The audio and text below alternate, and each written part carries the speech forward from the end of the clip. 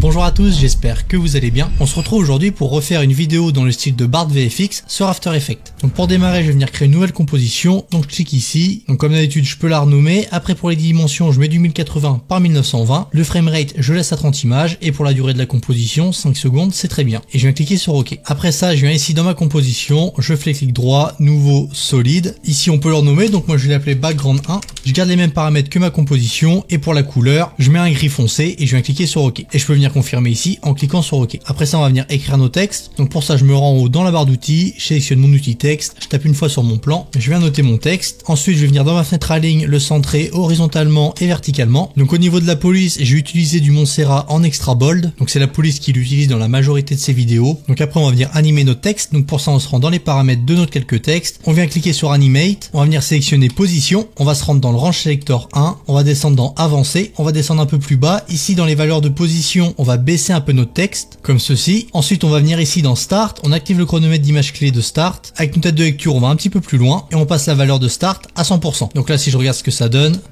j'ai bien mon animation de texte, donc il me semble que sur la vidéo ça commence pas dès le début, donc moi je vais passer la valeur de start à 40% pour déjà avoir une partie de mon animation qui sera faite. Ensuite je viens sélectionner mes images clés, je fais F9 ou sinon clic droit qui frame assistance Easy Ease. Ensuite je remonte un petit peu dans les paramètres de mon calque texte, je vais une nouvelle fois sur Animate, cette fois-ci je vais venir sélectionner opacité, je descends tout en bas, je vais dans l'animator 2, dans Range Selector j'ouvre les paramètres, je me rends dans Avancer, tout en bas le paramètre d'opacité je le passe à 0%, je viens activer le chronomètre d'image clé de Start, je le passe, comme pour mes paramètres de position, à 40%. Je vais remonter un petit peu dans ma composition pour voir où était placée ma seconde image clé et je vais venir passer la valeur de start de mon animator 2 à 100%. Je sélectionne mes images clés, je fais F9. Donc là, si je reviens au début de ma composition et que je regarde ce que ça donne, j'ai bien mon animation de texte. Donc si vous voulez en savoir plus sur les animations de texte, j'ai une vidéo qui est disponible sur la chaîne qui s'appelle 4 animations de texte sur After Effects et qui vous présente plusieurs animations comme celle-ci à réaliser très facilement. Après ça, je vais remonter, je vais fermer les paramètres de mon calque texte. Si je veux faire apparaître les paramètres où j'ai des images clés, je clique sur mon calque et je viens appuyer sur U. Ça m'affiche seulement les paramètres où j'ai des images clés. Ensuite, je vais venir ajouter l'effet Deep Glow à mon texte. Donc je me rends dans le panneau d'effets preset, je viens chercher Deep Glow. Une fois trouvé, je le glisse et je le dépose sur mon calque texte. Je me rends dans le panneau d'effets contrôle, je vais passer le radius à 400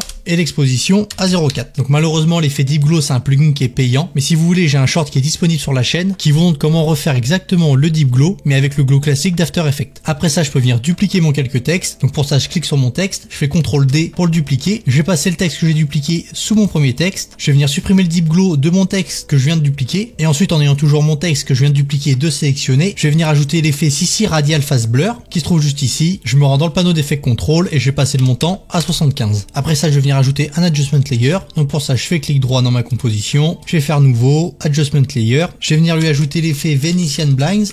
Je me rends dans le panneau d'effets contrôle, la transition je la passe à 20%, la direction je vais mettre 90 degrés et la largeur je vais la passer à 4. Donc si je zoome sur mon plan, vous voyez ça me donne un effet avec plein de traits à l'horizontale. Donc je vais dézoomer un tout petit peu. Après ça je vais pouvoir venir renommer mon adjustment layer, donc je fais clic droit, renommer. Je vais l'appeler Venetian Blinds. Donc si vous avez After Effects en français ça doit être Store Vénitien. Et si jamais durant la vidéo je pense pas à vous dire le nom de l'effet en français, n'hésitez pas à consulter la description. Je vous mets toujours le lien vers un article qui vous traduit tous les effets d'After Effects. Donc maintenant on va pouvoir venir faire le deuxième texte qui se trouve à l'horizontale. Donc pour ça, je clique bien en dehors de mes calques, je vais venir sélectionner mon outil texte, je clique sur mon plan, je vais venir marquer exactement le même texte que j'ai à l'écran en sautant une ligne entre chaque lettre. Donc je sélectionne bien mon texte, je me rends dans la fenêtre propriété, je vais changer la police pour mettre du play fair en régular. Je vais venir ici pour augmenter sa taille, donc je vais essayer avec 180. Je trouve que c'est très bien, je me rends dans ma fenêtre à ligne, je centre horizontalement et verticalement. Je pense à mettre le calque sous mes premiers textes. J'appuie sur T pour afficher les paramètres d'opacité, je vais passer l'opacité à 30%. Comme pour mon premier texte, je vais lui ajouter du Deep Glow. Je me rends dans la fenêtre d'effet contrôle, le radius je le passe à 800 et l'exposition à 0,2. Après je me rends sur ma composition, je prends ma tête de lecture, je me place au début. Je vais venir afficher les paramètres de position de mon texte vertical. Donc pour ça je clique sur P, j'active le chronomètre d'image clé de position, je place l'image clé un petit peu plus loin. Je vais l'aligner avec mes deux autres images clés et je vais venir modifier la seconde valeur de position pour faire remonter un petit peu mon texte. Voilà, ensuite je sélectionne mes images clés, je fais F9, je me rends dans le Graph Editor, je sélectionne mes images clés, je vais déplacer l'image clé de droite vers la gauche, ce qui va me permettre que mon animation de position soit plus rapide au début et plus lent vers la fin. Je reviens sur ma composition, donc là si je regarde l'animation, je pense que je vais augmenter un petit peu la position de mon texte au début, comme ceci. Voilà, c'est parfait. Après ça, je peux venir dupliquer mon texte vertical. Donc pour ça, je clique dessus, je fais CTRL D. Je vais le passer en dessous de mon premier texte vertical et je me rends dans le panneau d'effet contrôle et je vais passer le radius du Deep Glow à 400.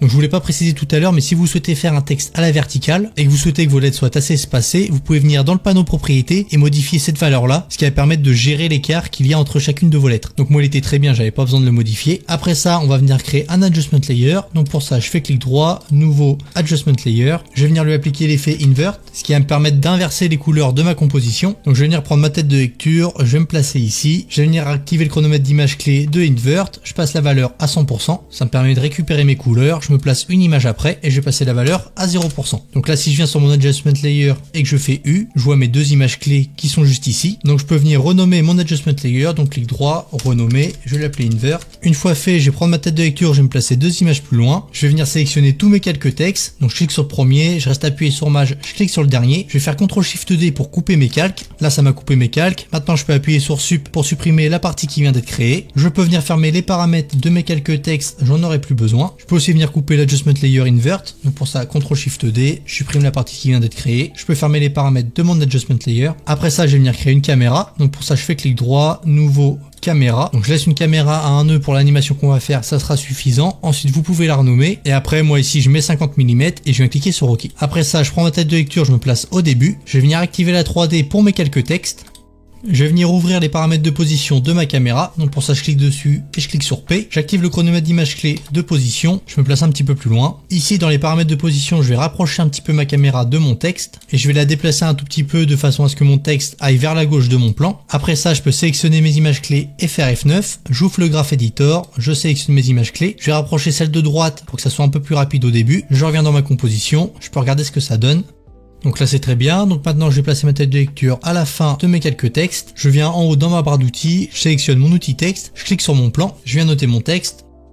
Je sélectionne mon texte, je viens dans la fenêtre Align, je centre horizontalement et verticalement. Donc pour la typo, je garde la même que celle que j'avais pour mon texte vertical, du Playfair en régular. Je me rends sur mon calque pour venir activer la 3D. Ensuite, pour placer mon texte, j'ai plusieurs solutions. Soit je peux m'aider de la petite flèche qui se trouve sur mon plan, ou sinon je peux venir appuyer sur P en ayant mon calque de sélectionner. Ça m'ouvre les paramètres de position. Donc là, je vais reculer un petit peu mon texte. Je peux venir le sélectionner et réduire un petit peu la typo. Je vais passer à 130. Je vais venir le décaler un petit peu vers la gauche. Donc pour ça, je viens prendre mon Selection Tool. Je déplace l'axe X. Voilà, c'est parfait. Après ça, je peux venir ici sur mon calque texte, réduire la taille de mon calque. Comme pour mon premier texte, je vais venir lui ajouter du Deep Glow. Donc je vais ajouter Deep Glow. Je viens ici dans Radius, je le passe à 400 et l'exposition à 0,4. Après ça, je peux venir sur mon calque texte, le dupliquer. Donc pour ça, je fais CTRL D. Je passe le calque texte que je viens de dupliquer sous mon premier texte. Le calque texte que je viens de dupliquer, je vais venir supprimer le Deep Glow qu'il a. Ensuite, je vais venir lui ajouter l'effet CC Radial Fast Blur. Je me rends dans le panneau d'effet contrôle. Je passe le montant à 75. Je me rends dans Fenêtre Projet. Je vais venir importer le background que l'on a derrière notre texte. Donc je le sélectionne, je glisse dans ma fenêtre projet. Je fais clic droit, nouveau folder, je vais lui créer un dossier. Donc je vais l'appeler image. Je clique sur entrée. Je peux aussi créer un dossier pour ma composition. Je glisse dans ma composition dans le dossier comps et l'image dans le dossier image. Après ça, je peux prendre mon image et la glisser dans ma composition. Donc je la place bien derrière mes deux textes. Donc je vais penser à bien mettre tout en haut mon adjustment layer avec le Venetian Blinds pour que ça s'applique à toute ma composition. Comme ceci. Je vais aussi mettre la caméra tout en haut. Comme ça sera plus simple pour m'y retrouver. Je peux fermer les paramètres de mon calque texte. Ensuite, je viens sur mon background que je viens d'importer. Je clique dessus. Je vais venir activer la 3D. Je me rends sur mon plan. Je vais sélectionner l'axe Z pour faire reculer mon background de façon à ce qu'il soit derrière mon texte. C'est parfait. Ensuite, je peux venir modifier sa rotation. Donc pour ça, je peux cliquer sur le calque de l'image. J'appuie sur R pour afficher les paramètres de rotation. Je vais venir passer l'axe Z de rotation à moins 12 degrés.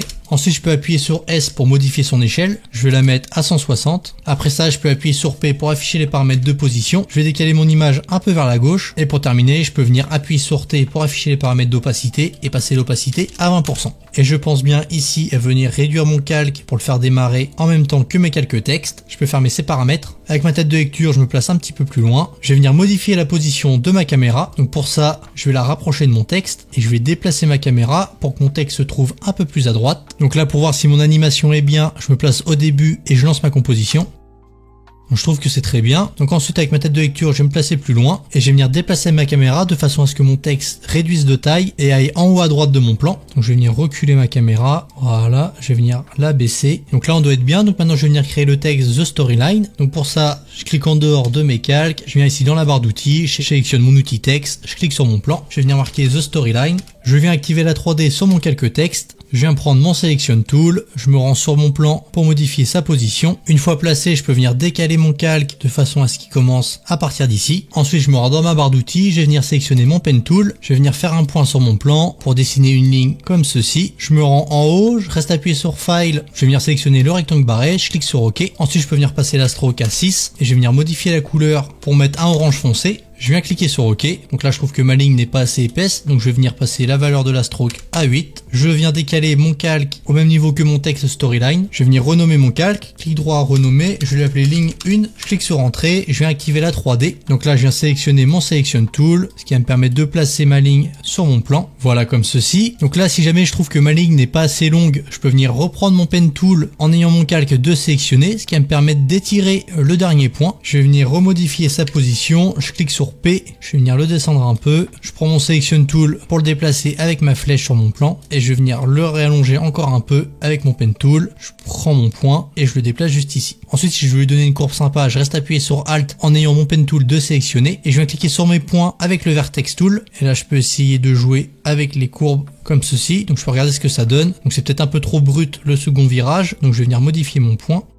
Voilà, je trouve que c'est un peu mieux. Donc je pense que je vais venir passer la stroke à 12. Donc pour ça, je clique sur mon calque. Je viens ici, je vais passer la stroke à 12. Comme ça, on la voit quand même un peu mieux. Après ça, on va se placer au début de ma ligne numéro 1. On va venir dans les paramètres de la ligne. Donc je les ouvre. Je viens ici sur Add. Je vais lui ajouter un Trim Pass. J'ouvre les paramètres de Trim Pass 1. Je viens activer le chronomètre d'image clé de End. Je déplace l'image clé un peu plus loin et je vais venir passer la valeur de End à 0%. Ensuite, si je veux afficher seulement les paramètres où j'ai des images clés, je viens appuyer sur U. Ça me permet d'afficher seulement les paramètres de End de ma ligne numéro 1. Je peux venir placer la seconde image clé de End au même niveau que celle de ma caméra. Je sélectionne mes images clés, je fais F9 et je vais sélectionner mon calque texte que je vais placer sous mes seconds textes. Je peux faire pareil avec Storyline et le placer sous ma caméra et mon Adjustment Layer. Donc là je peux regarder ce que ça donne.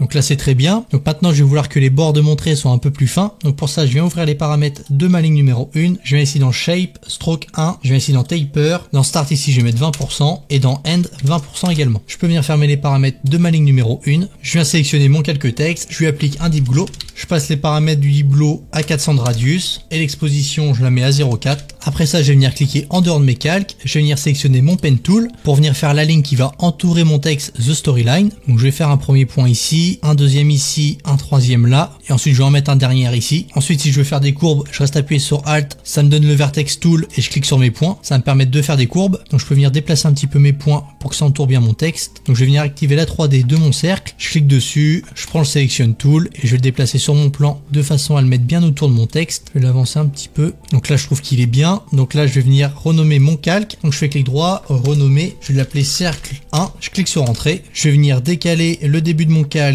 juste ici. Je le place sous ma caméra et l'Adjustment Layer. Donc je trouve que mon cercle est un peu large, donc je vais venir le modifier. Donc je reprends mon Pen Tool. Je vais venir modifier les points comme ceci. Et comme pour ma ligne numéro 1, je viens lui ajouter un Deep Glow. Je passe le radius à 400 et l'exposition à 0,4. Après ça, avec ma tête de lecture, je me rends un petit peu plus loin. Je vais venir animer la position et la rotation de ma caméra. Donc pour ça, je clique sur ma caméra, j'appuie sur R pour afficher les paramètres de rotation. Je vais venir ajouter une image clé de rotation pour l'axe Y. Ensuite, je peux venir cliquer sur mon calque et faire U pour afficher les paramètres où j'ai des images clés. Je sélectionne mon image clé et je vais la placer juste ici. Ensuite, je vais venir passer l'axe Y de rotation à 10 degrés et je vais venir déplacer ma caméra de façon à ce que mes textes qui sont à l'écran sortent de mon plan par la gauche. Donc je vais reculer un petit peu ma caméra et je vais la déplacer comme ceci. Après ça, je peux prendre les images clés de rotation et faire F9. Je viens sélectionner mes images clés de position de ma caméra. Je vais dans le Graph Editor. Je vais sélectionner les images clés. Je vais placer celle-ci un peu plus vers la droite. Celle-ci, je vais la placer également vers la droite. Ça va me permettre que ça soit plus lent au début et plus rapide à la fin.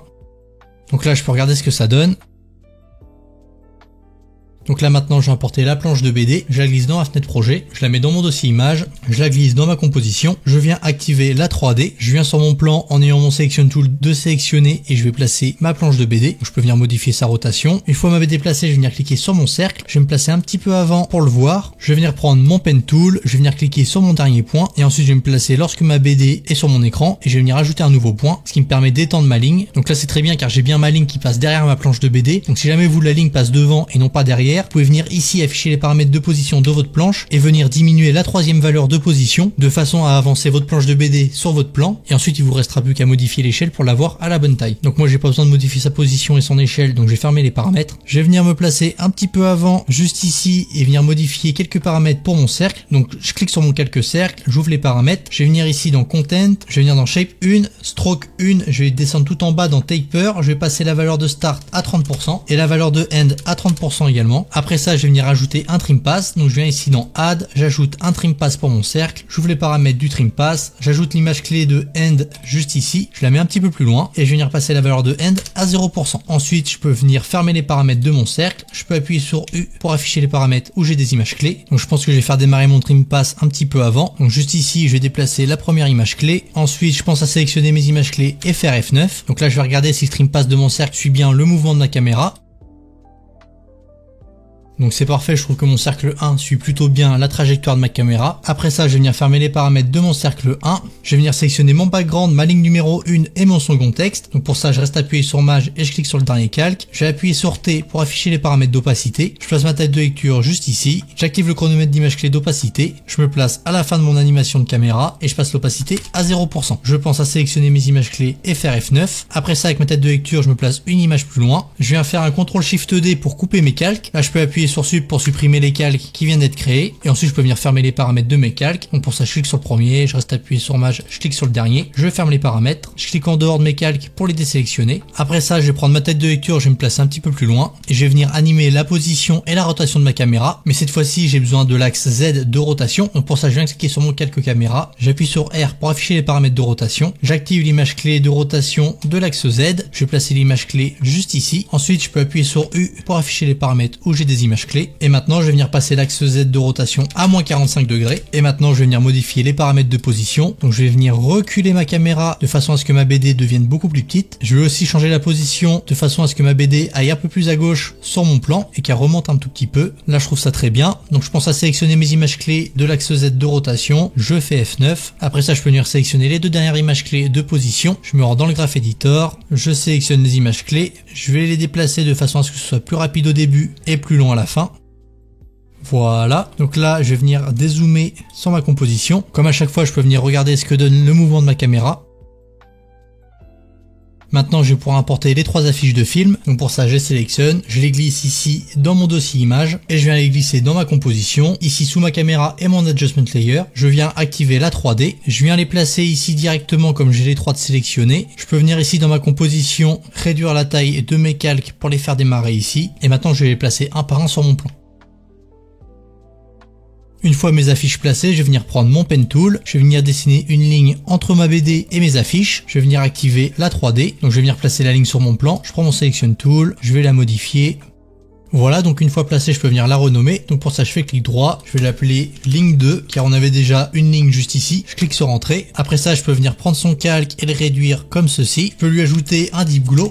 Donc je passe le radius à 400 et l'exposition à 0,4. Ensuite, je vais venir lui ajouter un Trim Pass. Donc je viens ici sur Trim Pass, j'ouvre les paramètres de Trim Pass, j'active le chronomètre d'image clé de End. Donc je vais regarder où est-ce que je le fais commencer. Donc je pense que je vais le faire commencer par ici. Donc je vais mettre le pourcentage de End à 0%. Ensuite, je pense que je vais le faire finir par ici, le Trim Pass. Donc je prends l'image clé, je la place ici, je sélectionne les deux images clés, je fais F9. Donc là, je vais repasser en Fit, je vais regarder ce que ça donne. Donc je pense que je vais le faire commencer un peu plus tôt, je déplace mon image clé. Donc là je trouve ça plutôt bien. Donc je vais fermer les paramètres de ma ligne numéro 2. Je vais venir dupliquer ma ligne. Donc pour ça je clique dessus. Je fais CTRL D. Je viens prendre mon Pen Tool. Je sélectionne le deuxième point que je vais placer derrière ma deuxième affiche. Et je viens faire une nouvelle fois CTRL D sur ma ligne. Et je viens déplacer le second point pour le mettre derrière ma troisième affiche. Donc là on voit que la deuxième ligne que j'ai dupliquée dépasse un peu de mon calque. Donc pour ça je clique dessus. Je vais venir modifier sa trajectoire. Donc pour ça je prends mon Selection Tool. Je vais la reculer un petit peu comme ceci. Et là j'ai plus ma ligne qui traverse mon affiche. Donc là je peux regarder ce que ça donne. Donc là l'animation est très bien. Donc maintenant je vais venir créer un rectangle. Donc je sélectionne mon rectangle tool, je viens sur mon plan, je dessine un rectangle, je vais venir activer la 3D, je me rends en haut, je reste appuyé sur stroke, j'enlève la stroke en cliquant sur le rectangle barré, je clique sur OK, je viens dans file, je clique dessus, je viens sélectionner solid color, je clique sur OK. Après ça je vais venir le placer sur mon plan. Donc je sélectionne mon selection tool, je viens le placer comme il faut sur mon plan. Une fois mon rectangle de créé, je vais venir le décaler dans ma composition comme ceci. Je vais me rendre en haut, je vais venir appuyer ici sur la couleur. Donc moi je vais le laisser de cette couleur là. Je viens cliquer sur OK. Je vais venir lui ajouter l'effet Rugged Edge. Je me rends dans ma fenêtre d'effet contrôle, le border je le passe à 500, la scale à 80 et complexity à 3. Après ça, je peux venir renommer mon calque texte. Donc pour ça, je fais clic droit, renommer. Je vais l'appeler Rugged Edge. Je clique sur Entrée. Ensuite, j'appuie sur T pour afficher les paramètres d'opacité. Je vais passer l'opacité à 30%. Je pense que je vais pouvoir venir remonter un tout petit peu mon rectangle. Donc je vais le déplacer sur mon plan comme ceci. Je peux venir fermer les paramètres de mon rectangle. Maintenant, je vais vouloir avoir du flou derrière mes trois affiches. Donc pour ça, je vais venir créer un Adjustment Layer. Donc je me rends en haut dans Layer. Nouveau Adjustment Layer. Je vais le placer sous mes trois affiches. Car pour rappel, tous les effets qui sont présents sur un Adjustment Layer s'appliquent sur tous les calques qui se trouvent en dessous de l'adjustment layer. Donc moi, comme j'ai ajouté un effet de flou, je veux pas que ça s'applique sur mes trois affiches. Ensuite, je lui ajoute l'effet Gaussian Blur. Je viens sur mon calque, je le décale pour le faire démarrer juste ici. Je prends ma tête de lecture, je vais me placer par ici. Je vais venir activer le chronomètre d'image clé du Gaussian Blur. Je vais me placer un peu plus loin et je vais passer la valeur du Gaussian Blur à 18. Je peux venir sur mon Adjustment Layer, je fais U, je sélectionne mes images clés, je fais F9.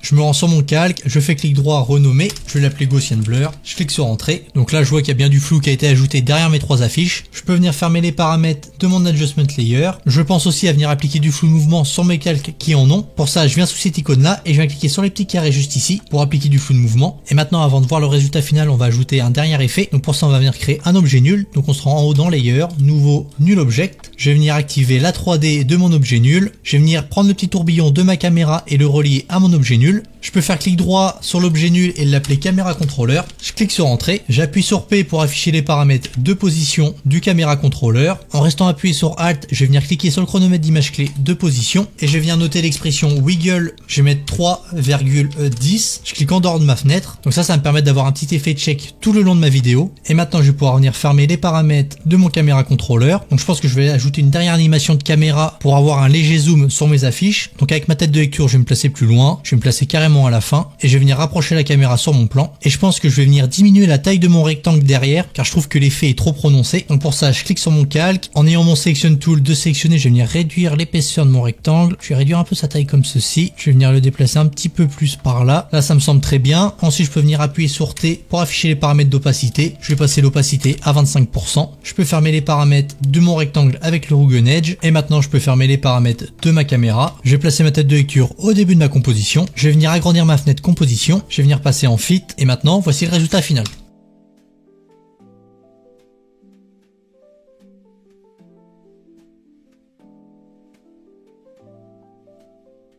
Et voilà, on arrive déjà à la fin de cette vidéo, j'espère qu'elle vous a plu. Donc comme d'habitude, n'hésitez pas à liker la vidéo, à me poser toutes vos questions en commentaire si vous en avez, à me rejoindre sur Instagram et sur X pour me proposer la prochaine animation que vous souhaitez voir en vidéo. Et en attendant, moi je vous dis à la prochaine, bye bye.